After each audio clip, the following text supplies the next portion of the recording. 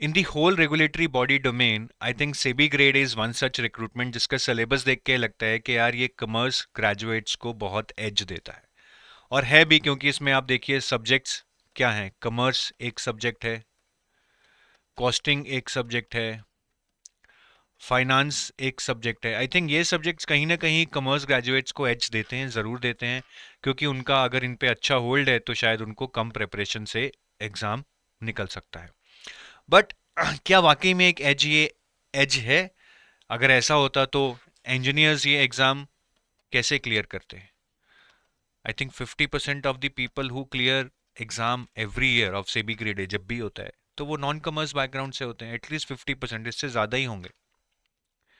और बहुत सारे सीएज, एमकॉम ग्रेजुएट्स जो इस एग्जाम में अपीयर करते हैं वो नहीं क्लियर कर पाते। क्यों? अगर उनको एच था वो क्यों नहीं क्लियर कर पा रहे? रीजन यही है कि सेबी का एग्जाम जो है एक बेसिक नॉलेज टेस्ट करता है। बेसिक नॉलेज ये नहीं है कि अब 10th की नॉलेज है, ऑब्वियसली कॉमर्स एंड अकाउंट्स की नॉलेज होगी, कॉस्टिंग की नॉलेज होगी, कंपनी लॉ की नॉलेज होगी, लेकिन बेसिक नॉलेज होगी। बहुत डेप्थ में जाके नहीं पूछेगा, पूछेगा तो कुछ क्वेश्चंस होंगे वो भी मॉडरेट लेवल पे, एक आधा बहुत ही मुश्किल होगा। तो ये बेसिक नॉलेज कोई भी हासिल कर सकता है I think in 2 to 3 months, और वही लोग करके दिखाते हैं। तो कॉमर्स ग्रेजुएट्स को मैं यही बोलूंगा कि आपको कॉम्प्लेसेंट नहीं होना है। आपके लिए भी एक स्ट्रगल है, स्ट्रगल शायद थोड़ी इजी है, लेकिन अगर आप एफर्ट नहीं मारेंगे, अपने एज को आप और स्ट्रांग नहीं करेंगे, तब आप पीछे रह जाएंगे। इस वीडियो में मैं आपको 5 हैक्स बताऊंगा जो कॉमर्स ग्रेजुएट्स के लिए वरदान साबित हो सकते हैं। उनकी प्रिपरेशन को it can take to another level. ये ध्यान से सुनिएगा। और आगे जाने से पहले मैं ये गाइड बुक के बारे में बताना चाहूंगा। अगर आप सेबी के लिए नए हैं, बहुत सारे इन्फॉर्मेशन इधर उधर ढूंढ रहे हैं, तो एक सिंगल सोर्स ये गाइड बुक से आपको मिल सकती है। ये जीरो कॉस्ट पे आप डाउनलोड कर सकते हो। लिंक वीडियो के डिस्क्रिप्शन में है, वहां पे क्लिक कर कर आप इसको डाउनलोड कर सकते हैं। 3 चीजें जो आपकी प्रिपरेशन में बहुत काम आएंगी: पीवाईक्यूज, डिटेल्ड सिलेबस, नोटिफिकेशन में इतना डिटेल्ड नहीं है जितना कि एग्जाम के लिए आपको चाहिए।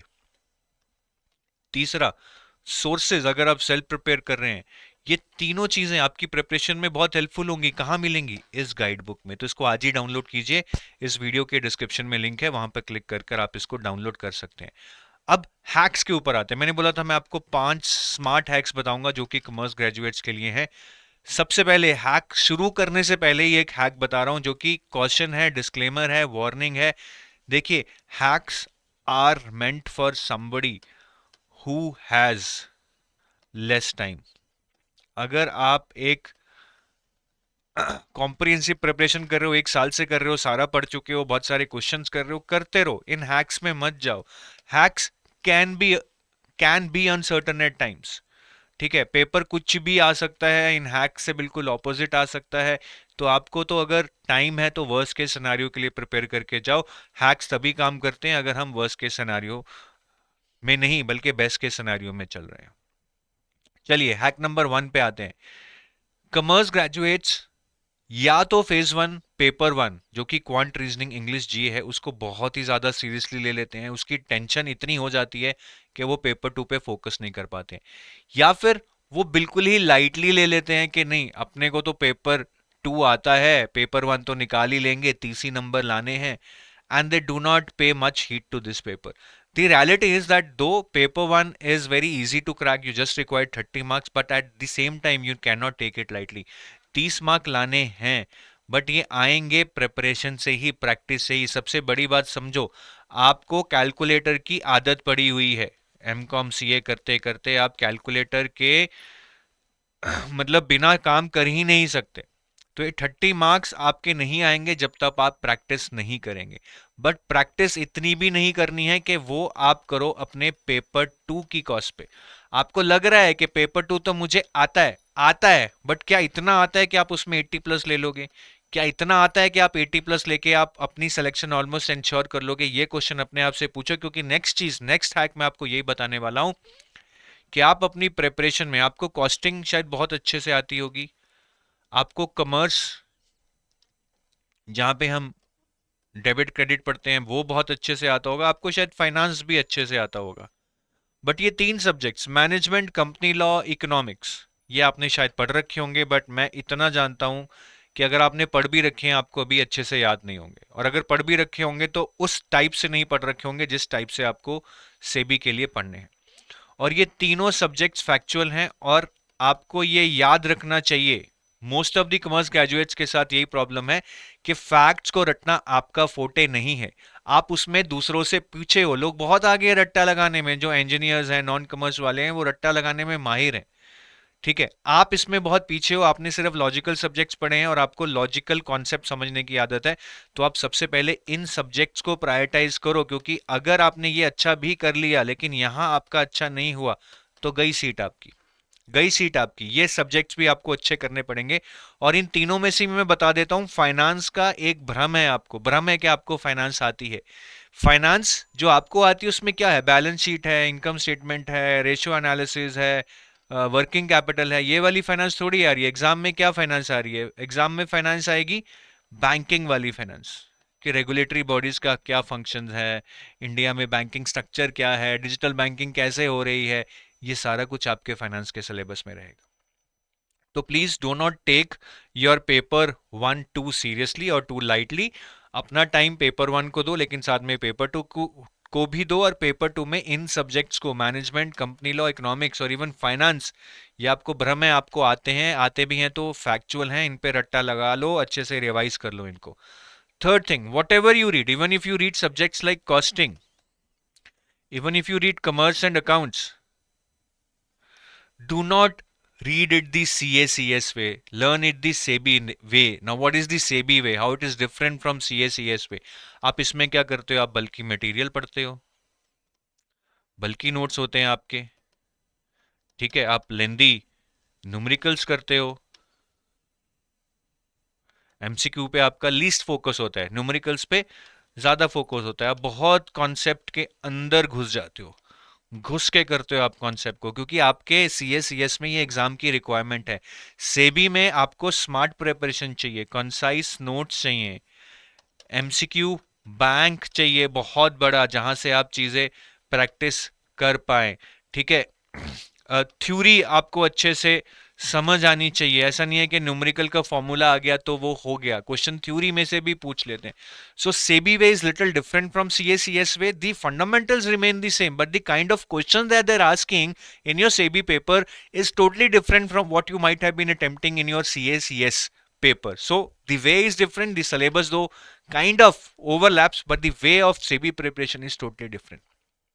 Fourth thing, pay attention to trivial details the matter in SEBI. अब हम सीएसीएस की तैयारी करते हैं तो हमें पता है कि मोटा मोटा हमें कॉन्सेप्ट समझ आ गया, फॉर्मूला समझ आ गया, that's it, we can proceed with our no next chapter. SEBI में बहुत ट्रिवियल इंफॉर्मेशन पे, जो बोलते हैं ना बिटवीन द लाइंस, आपको वो पकड़ लेंगे। जैसे क्वेश्चन आया था, व्हाट इज दी, ये देखो आपको आता है क्या ये, what is the main function of cost accounting. अब देखने में बड़ा आसान लग रहा है, बट ऑप्शंस क्या थे? कॉस्ट कंट्रोल पहला ऑप्शन था, इंक्रीज एफिशिएंसी दूसरा क्वेश्चन था, डिसीजन मेकिंग तीसरा ऑप्शन था, चौथा था रिकॉर्डिंग ऑफ कॉस्ट। अब ये इतना क्वेश्चन नहीं है, जो अच्छे से पढ़ के गया होगा, इवन बिटवीन द लाइंस जिसने पढ़ा होगा, शायद वो भी ये क्वेश्चन में कंफ्यूज हो जाएगा। आप तो पक्का हो जाएंगे, क्योंकि आप थ्योरी को इतना घुसकर बिटवीन द लाइन समझकर नहीं पढ़ते। तो ये डिटेल्स सेबी में मैटर करेंगी। Subjects like management, company law, costing, commerce and accounts, इनमें ऐसी ऐसी थ्योरी है कि हमने पढ़ तो रखी है, बट हमने उसको इस नजरिए से कभी देखा नहीं है, तो वो हमें जरूर करना है। एंड डिस्क्रिप्टिव राइटिंग, ये आपका फोटे नहीं है, ये आपका फोटे नहीं है। आप डिस्क्रिप्टिव में न्यूमेरिकल कर सकते हो, वेरी गुड, ये आप कर सकते हो, बट ये आपका फोटे नहीं है, ये आपका फोटे नहीं है। और इसमें भी आपको जो कंटेंट लिखना है, डेटा डालना है करंट अफेयर्स का, इसका जो स्ट्रक्चर डालना है, वो आपका फोटे नहीं है, लेकिन ये मुश्किल नहीं है. The only thing you need to do is to practise it from day one. As a commerce graduate you don't leave this part to be done after phase one. Start practising it from today. You should be at least writing 50 essays before you appear in the exam. You should be solving at least 50 comprehensions before you appear in the exam. You should be writing at least 15 presses. ये तो मैं minimum बोल रहा हूँ, इससे ज्यादा करोगे तो फायदा रहेगा. होता क्या है कि लोग 80 प्लस 75 प्लस ले आते हैं फेज टू में, पेपर टू में. बट इंग्लिश में कितने आए जी? 55 आए. 50 आए जी मेरे पेपर वन में, फेज टू में. सारी मेहनत जो यहाँ पे की बेकार चलेगी, क्योंकि यहाँ पे मैंने उतने ही कम मार्क्स ले लिए जो मैं वहां पे ज्यादा लाया था. सिलेक्शन आपका क्यूमुलेटिव मार्क्स से होगा, सिर्फ पेपर टू से नहीं होगा. तो descriptive writing which is very crucial is not your forte, is your weak link. Start practising on it from day one. That is important. आप करोगे लेकिन फेज वन के बाद करोगे. अभी करना है, यही मैं आपको समझा रहा हूं, ये आपके लिए बहुत जरूरी है. तो I hope you remember this 5 hacks और इसको आप ध्यान से सिमुलेट करोगे. मैंने क्या बोला है, क्या वाकई में हाँ मुझे ऐसे करना चाहिए. अपने आप को कन्विंस करो. शायद जो मैं बोल रहा हूं किसी इंडिविजुअल के केस में गलत हो. Once you are convinced, start implementing it. Start implementing it right today. You will thank me later when you will be sitting in the SEBI exam or you will see your name in the list on the day of the result. बाकी अगर आप में से कोई भी assisted preparation चाहता है तो we have a crash course running for SEBI.